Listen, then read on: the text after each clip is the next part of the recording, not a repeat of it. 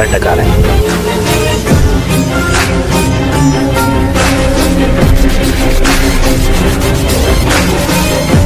வேட்டைக்காரன் மட்டும் குத்துவாங்க கலந்து நின்றுதான். எல்லாத்துக்கும் வணக்கங்க. திருச்செங்கோட்டிலேருந்து சதீஷ்குமார் பேசுகிறேங்க. நம்ம ஃபார்ம் எங்கே இருக்குன்னு பார்த்தீங்கன்னா திருச்செங்கோட்டு நாமக்கல் போல ராயர்பலிங்கிற இடத்துல தான் இருக்குது. நம்ம ப்ரீடு வந்து பார்த்திங்கன்னா டை பிளாக் பண்ணிகிட்டு இருக்கோம். ப்ளஸ் ஒயிட் ஃபார்மும் இப்போ ஆரம்பித்து பண்ணிகிட்டு இருக்கோம். சிக்ஸ் எடுத்துகிட்டு இருக்கோம். இப்போ இந்த வீடியோவில் என்ன பார்க்க போகிறோம்னா இப்போ ஃபார்ம் அடுத்து என்ன அப்டேட் பண்ணியிருக்கோம் அப்படிங்கிறத பற்றி தான். ஏன்னா வீடியோவும் கண்டினியூஸாக நம்மளால் போட முடியல, நிறையா ஒர்க் இருக்குது. ப்ளஸ் வந்து ஷார்ட்ஸும் போட சொல்லி நிறைய பேர் கேட்டிருந்தீங்க. ரெகுலராக ஒன் ஆர் 2 ஷார்ட்ஸ் போட்டுருந்தீங்க, அதுவும் வரதில்லை அப்படின்னீங்க.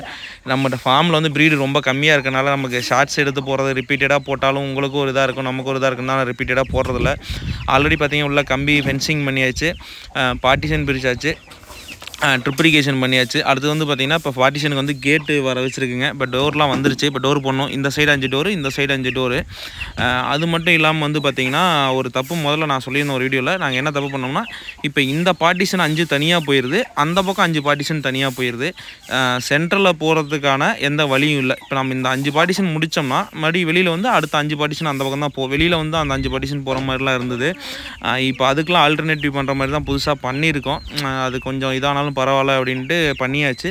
ப்ளஸ் வந்து அடிஷ்னலாக உள்ள மரம் வைக்கிறதுலாம் சொல்லியிருந்தோம். மரம் வைக்கிறதுக்கான குழி பறிக்கிற வேலை எல்லாமே பண்ணியாச்சுங்க.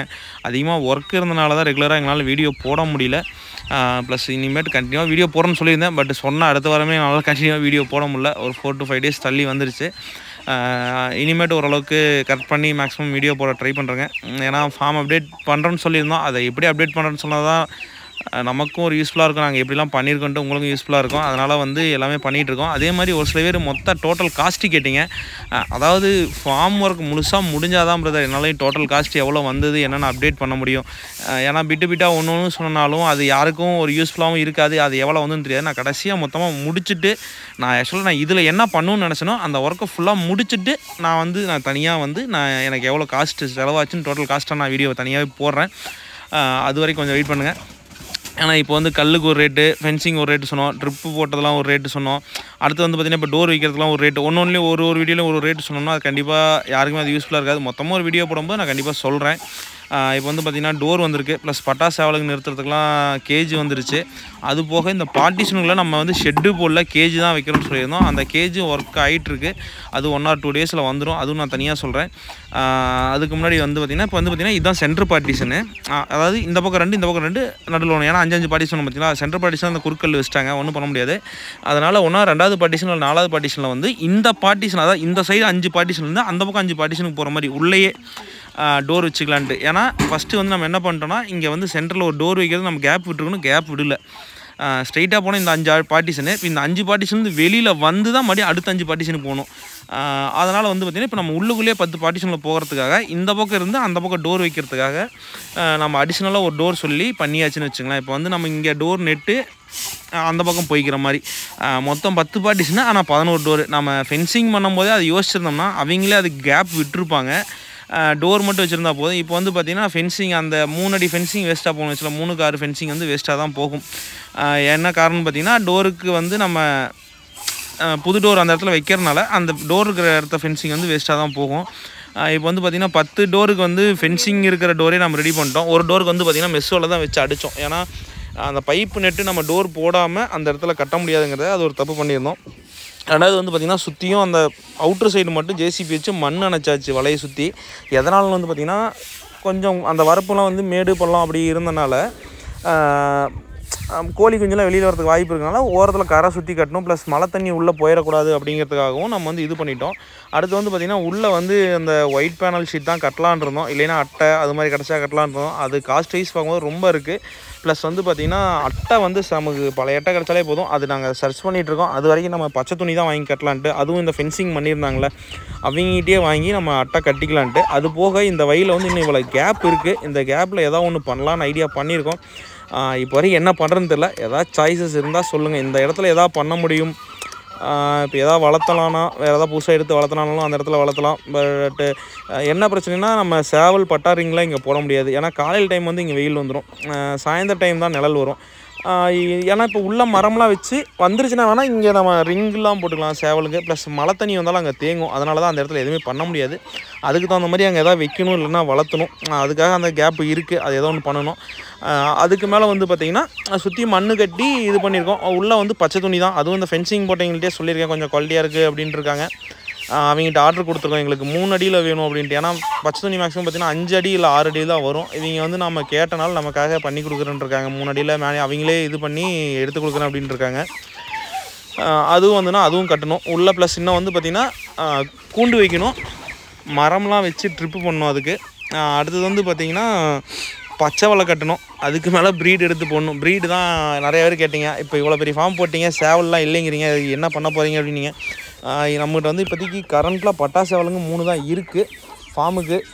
நாங்களும் பேக்கப் ஃபார்ம் சொல்லியிருக்கோம். நம்மகிட்ட ஃப்ரெண்டு வச்சுருக்காரு, அவர்கிட்ட கேட்டிருக்கோம். அவர்கிட்ட சேவல் வைஸ் எதுவுமே இல்லை, சிக்ஸாக தான் இருக்குது, சிக்ஸாகவே எடுத்து நீங்கள் ரெடி பண்ணிக்கிங்க அப்படிங்கிற மாதிரி சொல்லியிருக்காரு.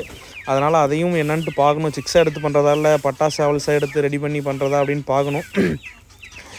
ஒரு பட்டா கூட இல்லை, ஆனால் வந்து 10 ரிங்கு அடித்தாச்சு. ஏன்னா செய்கிறன்னு ஆயிடுச்சு. மொத்தமாக எல்லாமே இன்வெஸ்ட் பண்ணி டோட்டலாக பண்ணிவிட்டு அதுக்கு தகுந்த மாதிரி எடுத்து செட் பண்ணிக்கலாம் அப்படின்ட்டு தான் இப்போ இந்த ரிங்கும் சொல்லியாச்சு. இப்போ இந்த ரிங்கு வந்து பார்த்திங்கன்னா நம்ம ரிலேட்டிவ் மாமாட்ட சொல்லி தான் செஞ்சு கொடுத்தாரு.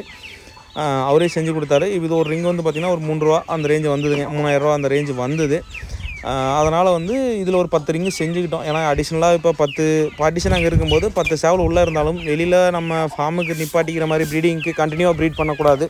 அதனால் ரெஸ்ட்டு கொடுக்கணும் அப்படின்னா வெளியில் வந்து ரெஸ்ட்டு பண்ணலாம் அப்படிங்கிறதுக்காக இந்த மாதிரி கூண்டு சொல்லி பண்ணிக்கிட்டோம். இந்த கூண்டில் வந்து பார்த்திங்கன்னா கீழே வந்து அந்த பட்டை வந்து மண்ணில் வந்து இதாகிடக்கூடாது அப்படிங்கிறதுக்காக 1 இன்ச்சு to 1.5 இன்ச்சுக்கு கால் கொடுத்து வச்சுருக்கோம், ஹைட் பண்ணி வச்சுருக்கோம். ஏன்னா இதில் வந்து சேவல் தான் விட போகிறோம், நம்ம சிக்ஸ் விட போகிறதில்ல. அதனால் சிக்ஸ் வெளியில் வந்து சேவலுங்க வந்து வெளியில் வரதுக்கு வாய்ப்பு இல்லை. ஏன்னா அந்த சுற்றியும் பட்டா இருக்கிறது வந்து இதாகிடக்கூடாது அப்படிங்கிறதுக்காக இது துருப்பிடிச்சிடக்கூடாதுன்னு சொல்லி இந்த மாதிரி பண்ணியிருக்கோம்.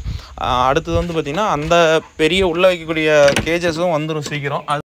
அது எல்லாமே வர பார்த்திங்கன்னா அப்டேட் பண்ணுறேன் கண்டிப்பாக. இப்போ இந்த இன்றைக்கி வந்து ஒர்க்லாம் வந்து பார்த்திங்கன்னா ஃபுல்லாக இந்த பார்ட்டிஷன்லாம் க்ளீன் பண்ணி மறுபடியும் ஒருக்கா க்ளீன் பண்ணி சாணம் தொளிச்சு ப்ளஸ் வந்து கேஜஸ்லாம் ப்ராப்பராக இது பண்ணி மணல் கொட்டி வச்சிடலாம். ஏன்னா எல்லாமே ஃப்ரீயாக இருக்க டைமில் எல்லாம் ரெடி பண்ணி வச்சுட்டா அப்போதைக்கு எப்போ நம்ம யூஸ் பண்ணிக்கலாம் அப்படிங்கிற மாதிரி பண்ணிகிட்ருக்கோம். இந்த நம்ம பட்டா கொண்ட சேவலும் இப்போ பேக்கப் ஃபார்மில் தான் வச்சுருந்தோம். இப்போ மறுபடியும் இப்போ தான் எடுத்தாந்து விட்டு 2 நாள் ஆயிருக்கு. இப்போ பார்த்திங்கன்னா கிட்டத்தட்ட அந்த டிசீஸ் வந்தால் பிடிச்சி இங்கே கொண்டாடவே இல்லை. 1.5 month பக்கமாக வெளியில் தான் இருந்தது. இப்போ தான் மறுபடியும் கொண்டாந்து விட்டுருக்கோம். இதில் இருக்கிற பட்டாங்களாம் தான் அப்கமிங் ப்ரீடராக வச்சுருக்கோம். இதெல்லாம் வந்து எதுவும் சேல் இல்லை, சேல்ஸான தயவு செஞ்சு கேட்காதீங்க. ஏன்னா நமக்கே இப்போ எல்லாமே இல்லாமல் போய் தான் இப்போ நாங்கள் ரெடி பண்ணி மறுபடியும் ஃபஸ்ட்லேருந்து கொண்டாந்துட்ருக்கோம். அப்புறம் இதை நம்ம சேலுக்கு கொடுத்துட்டோம், நம்ம ஃபார்முக்கு எதுவுமே இல்லை. நான் போன வீடியோவில் கூட சொல்லியிருந்தேன், கொஞ்சம் வந்து நாங்கள் இது பண்ணியிருந்தோம். தீனியெல்லாம் வந்து பார்த்திங்கன்னா அரிசி கொஞ்சம் போட்டுக்கிட்டு இருந்தோம். இப்போ அரிசி டோட்டலாக ஸ்டாப் பண்ணிட்டேன். ஏன்னா அரிசினாலேயும் பிரச்சனைகள் வரலாம் அப்படின்னு சொல்லியிருந்தாங்க. பட் அது எந்த அளவுக்குன்னு எனக்கு தெரியல. அதனால் அதையும் டோட்டலாக ஸ்டாப் பண்ணிட்டு நாங்கள் ஃபுல் அண்ட் ஃபுல் கம்பு, மக்காச்சோளம், ஆரியம், அதாவது ராகின்னு சொல்லுவாங்க சொல்லி நாங்கள் ஆரின்னு சொல்கிறோம். அது மட்டும்தான் போட்டுட்ருக்கோங்க சிக்ஸுக்கு, விடைக்கு, எல்லாத்துக்குமே. இப்போதைக்கு ஃபார்ம் அப்டேட் இவ்வளோ தாங்க பண்ணியிருக்கோம், வேறு எதுவும் பண்ணலை. நான் அடிஷ்னலாக பண்ணால் கண்டிப்பாக அப்டேட் பண்ணுறேன். ஷார்ட்ஸ்லாம் போடாத காரணமும் ரெகுலராக போடாத காரணம் அது ஒன்று தான். ஏன்னா நம்மகிட்ட அந்தளவுக்கு அதிகமாக நீங்களே பார்த்துருக்கீங்க, ஃபார்மில் ஒன்றும் பொருள் இல்லை. ரிப்பீட்டடாக டெய்லியும் அதை போட்டால் அதே தான் வந்து போட்டுட்ருக்கணும். அது உங்களுக்கும் போர் அடிக்கும், நமக்கும் இதாகும். அது இல்லாமல் கொஞ்சம் ஒர்க் இருக்கனால தான் இப்போ இந்த வீடியோவும் ரெகுலராக திங்கக்கிழமை வெள்ளிக்கிழமை போட்டுருந்தோம், சனிக்கிழமை போட்டுருந்தோம். மறுபடியும் பார்த்திங்கன்னா திங்கக்கிழமை போட ஆரம்பித்தோம். இப்போ அதுவும் இப்போ கண்டினியூவாக போட முடியல, ஒரு வாரம் தள்ளி போயிடுது. பட் ஓரளவுக்கு முடிஞ்ச வரைக்கும் இது பண்ணிடுறேன். ஏன்னா ஃபார்ம் ரெடி பண்ணிட்டோம்னா அதுக்கு மேலே கண்டிப்பாக சேலும் கொண்டாந்துருவோம், இதுவும் பண்ணிடுவோம். ஏன்னா தான் ஃபார்ம் ப்ரீடிங்காக டோட்டலாகவும் நிப்பாட்ட மாட்டோம். ஓரளவுக்கு 2 பேட்ச் நிப்பாட்டினோமா 4 பேட்ச் சேலு கண்டிப்பாக கொண்டாடுறோம். எல்லாமே குயிக்காக பண்ண ஆரம்பிக்கிறோம். நீங்கள் ரொம்ப சப்போர்ட் பண்ணுறீங்க. நிறைய பேர் வாட்ஸ்அப்பில் ரொம்ப வந்து மெசேஜ் பண்ணுறீங்க, இந்த மாதிரி பண்ணுங்க, அந்த மாதிரி ஐடியா கொடுக்குறீங்க.